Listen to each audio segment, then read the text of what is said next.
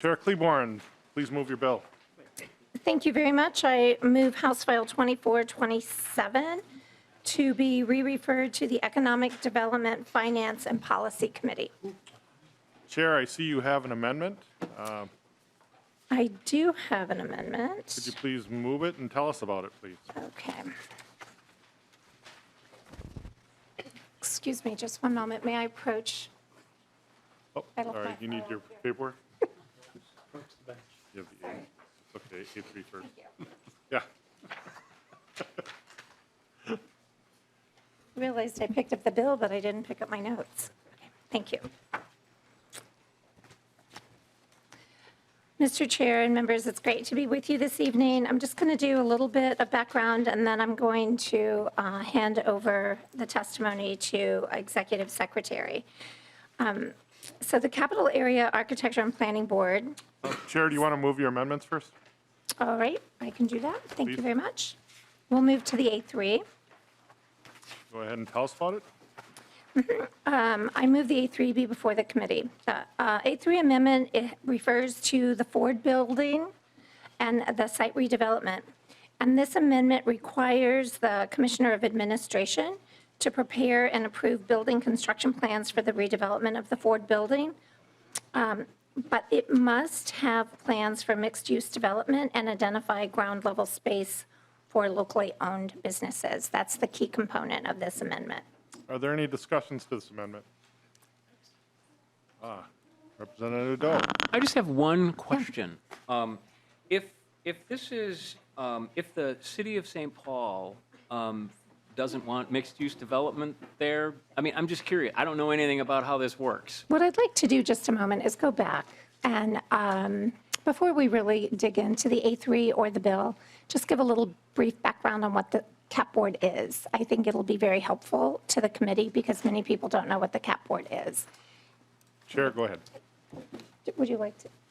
Yeah, I was going to cover that if you want. Okay. We're going to do things in a little bit of a different order, so if you'll just help us. Your committee. Okay, thank you. It's our committee. Can you let me know if you're able to see a slide up there? Thank you. Yeah. This threw me last time, and you can't see my talking points, right? No. Okay. Perfect. Thank you. I'm Merritt Clapsmith, and I'm the Executive Secretary for the Capital Area Architecture and Planning Board. The CAP Board roles and responsibilities are shown to you on this slide. We are a board of 12 members, and we have oversight of 60 blocks called the Capital Area. The CAP Board oversees planning, land uses, and design of public and private spaces and projects. The Capital Area has its own comprehensive plan as well. But we don't have to file it with the Met Council. Okay, let's go. I'm going to change that. We don't need to bring that up. You need to deal with that. Okay, now if we can Yes, bring a let's little continue. bit of order back to this now. So the underlying bill itself is for the Capitol Campus Design Framework. So it is going to be allowing them to put a capital complex framework together. The A3 amendment deals with one of the buildings that will be in this district area, and that is the Ford Building, which is an abandoned building across the street of University Avenue. And so it says, notwithstanding any law to the contrary, the Commissioner of Administration may not prepare or approve building construction plans for redevelopment of the Ford Building unless the plans are for mixed-use development and identify ground level space for locally owned business. That's the sum total of the amendment. That was your A3. Representative A3. Neto, before I call on Representative Nash, did you get what you needed? That was perfect. Thank you, Mr. Chair. Thank you, Representative Nash, for your go ahead. And I'm going to try to help the chair here, just to add some clarity. The state owns the Ford building, The state does own the which Ford was Building. may not be known by everybody. So the state is owning that. My question to the A3 is, you want to develop the ground level for locally owned businesses.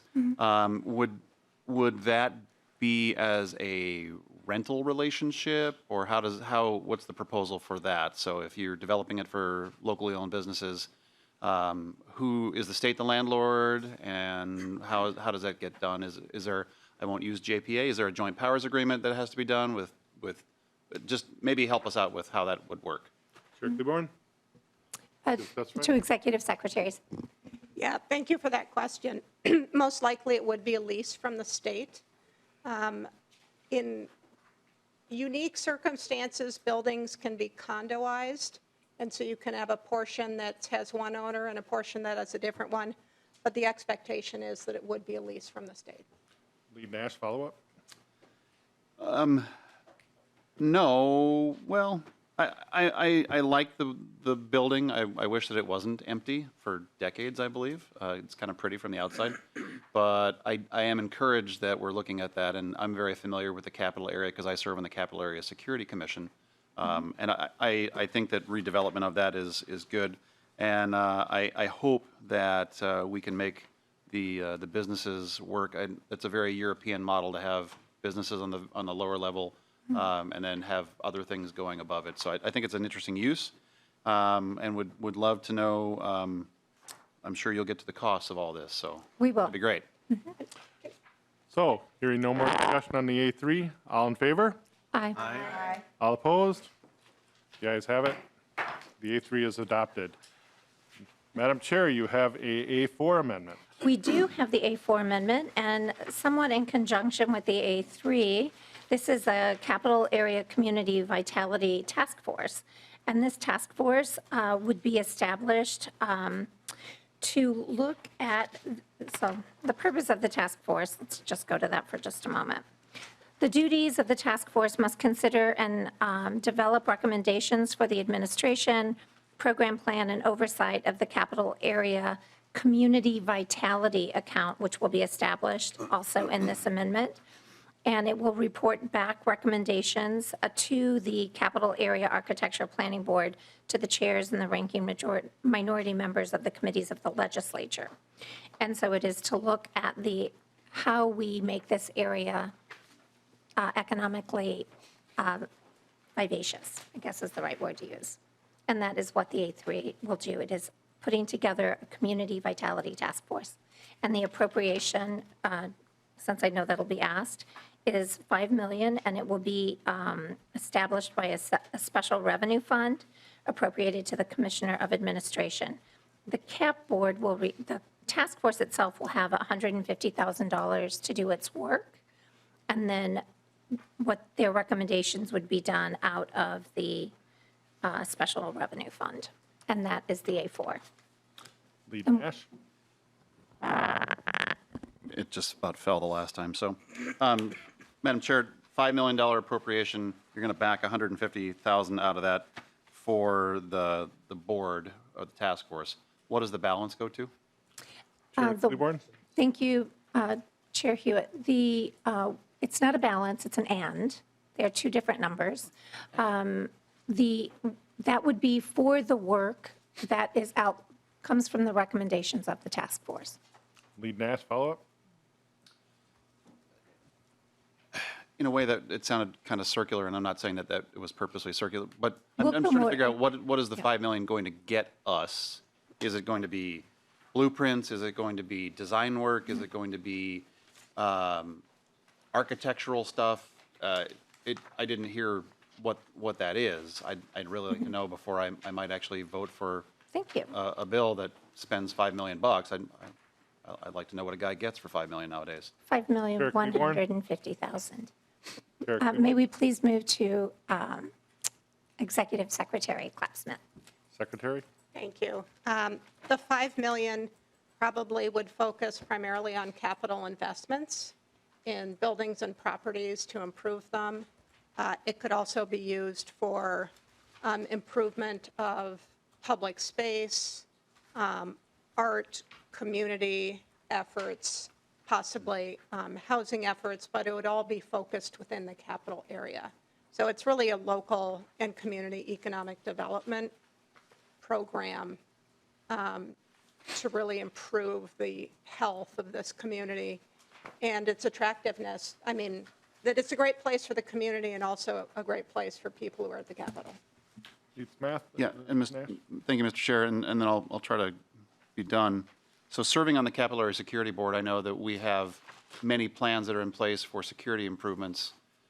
Is this in conjunction with those who are designing those things so that you might come up with an idea and you begin moving it in a direction, but it's in conflict with some of the security initiatives that we've undertaken there to make the entire campus, which is a very large area, more secure? So I'm just trying to figure that out because I believe that there could be some competitive initiatives that are undergoing consideration in this as to what we've done for the last now 9 years, trying to get our campus more secure.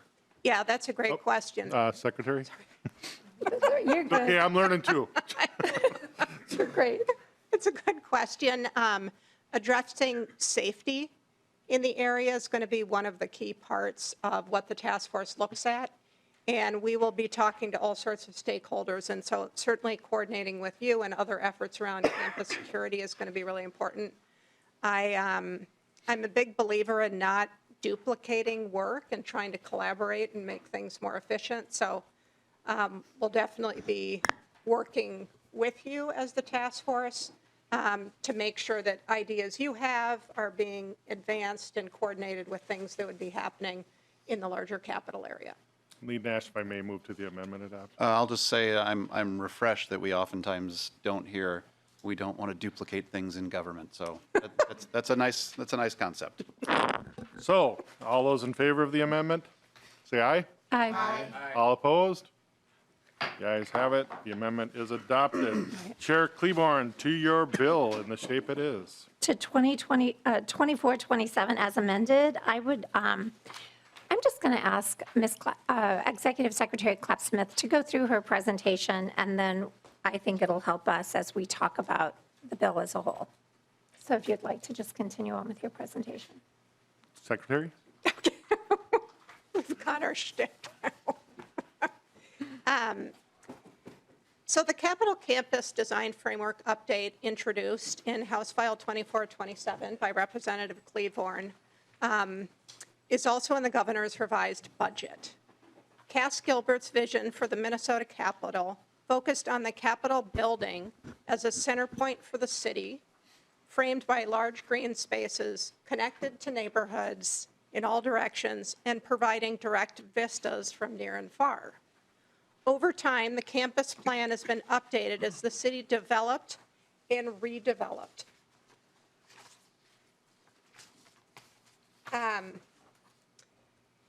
But we've kept the tradition of a central lawn and connected open space. The most recent plan is 32 years old and desperately in need of update. Planning for maintaining the Capitol campus that is attractive and inviting requires analysis of its functions and elements and how they interact. This diagram shows the primary layers of information that will be gathered and then examined by a multidisciplinary consultant team. A great Capitol Mall is built for its users, and public engagement will be central part of the planning work.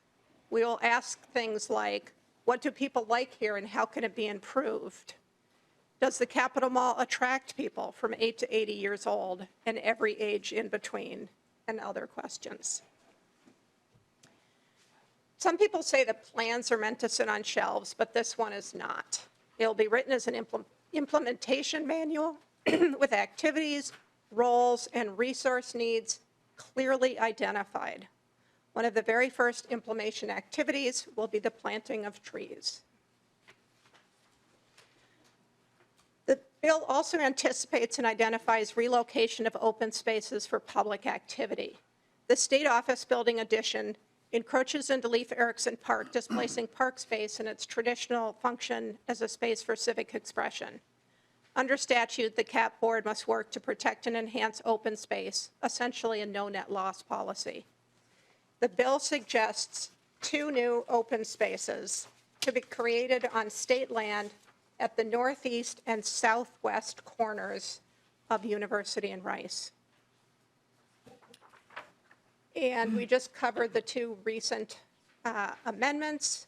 the Capital Area Community Vitality Task Force to improve livability, economic health, and safety of communities in the capital area. And the task force will work with economic development consultants and talk to community members, community development organizations, safety specialists, and research successful example from places similar to the capital area. And we discussed the Ford building. I just wanted to clarify that this is about the Ford building site and really adjacent lot, double A as well. There's contemplation that the whole area will be redeveloped with a new building. The Ford building is currently proposed for demolition, and funding is being sought for that. So this really envisions a new building that would be in that place. That's it. Thank you. Chair Kleborn, is there any other comments from you, or should I call up anyone in the audience at this point? I don't know of any other testifiers for that bill. This is a public hearing. Is there anyone that would like to testify on this? Seeing none, hearing none, member questions? Representative Koznick. Thank you, Mr. Chair and Chair Kleborn. It was an interesting bill. I was, with a couple of the amendments, there was a lot of $5 million projects in here, but where do I start here? I guess I would start first off. So a couple of years back, when I was a freshman, first-term legislator, before that, they passed a $300 million renovation to the Capitol and a lot of the work in front of the Capitol.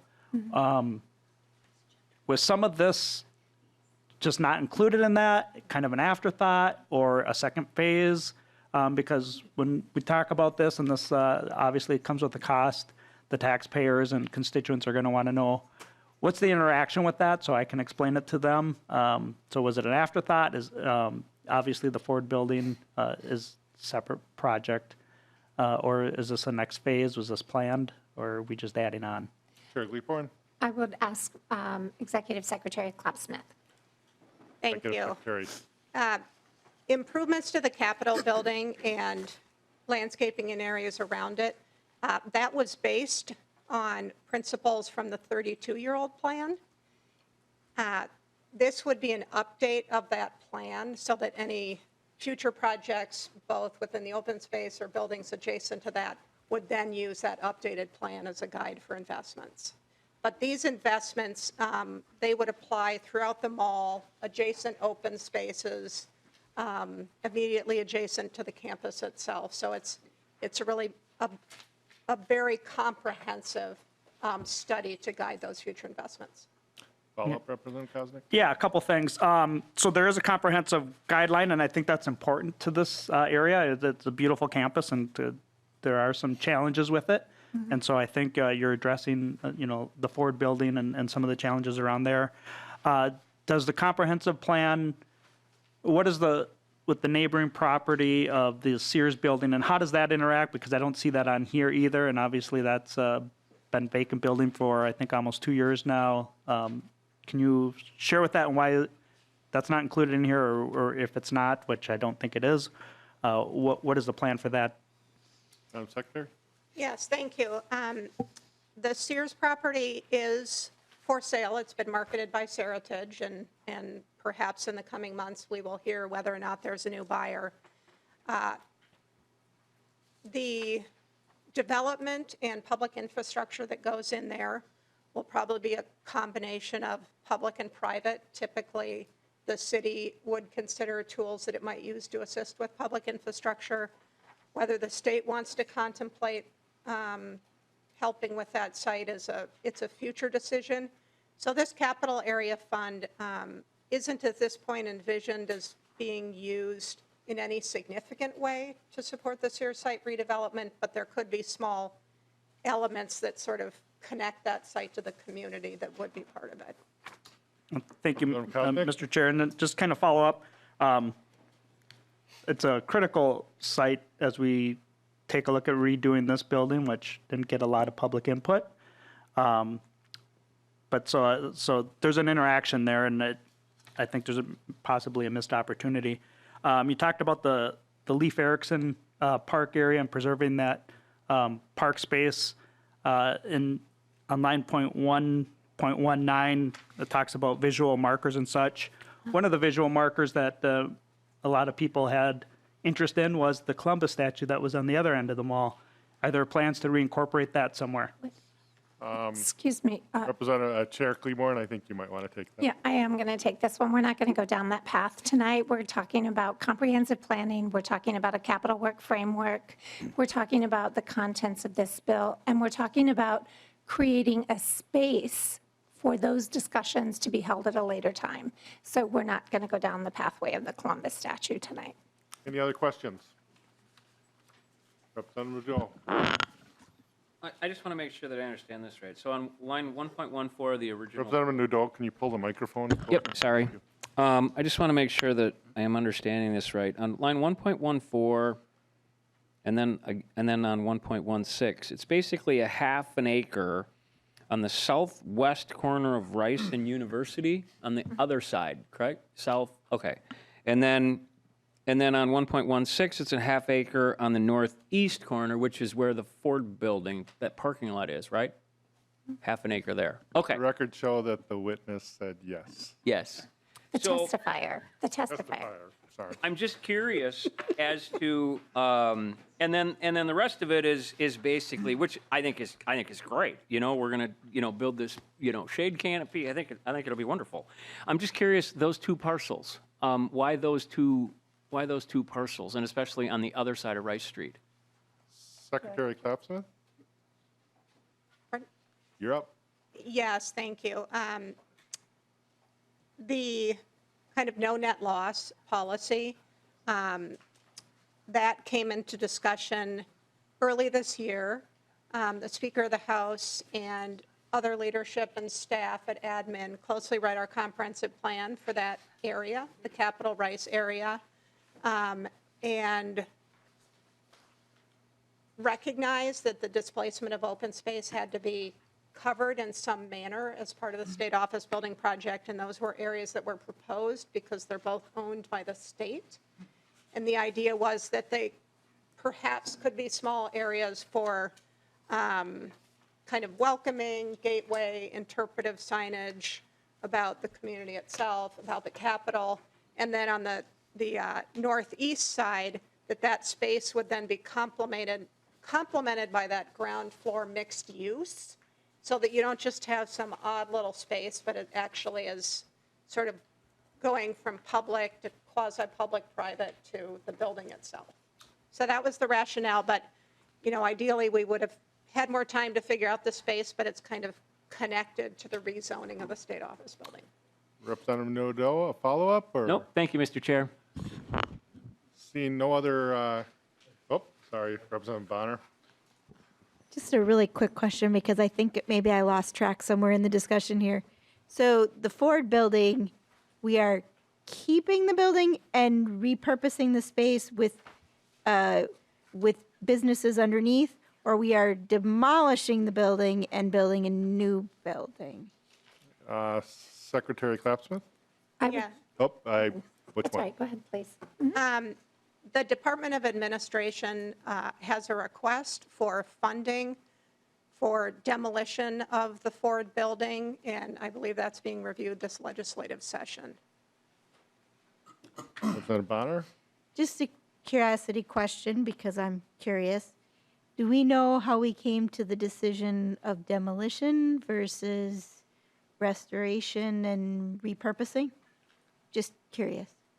So Representative Claiborne. Representative Bonner, that was done prior to this legislative year, that decision, and we can get back to you on how that was done. Wonderful. Seeing no other questions on the committee, all those in favor? Sorry. We have to renew your motion. I'll re-renew my motion that House File 2427, as amended, be re-referred to the Economic Development, Finance, and Policy Committee. I should have let you close too. All right. See, all those in favor, say aye. Aye. All opposed? On your way you go. Thank you very much. Thank you so much.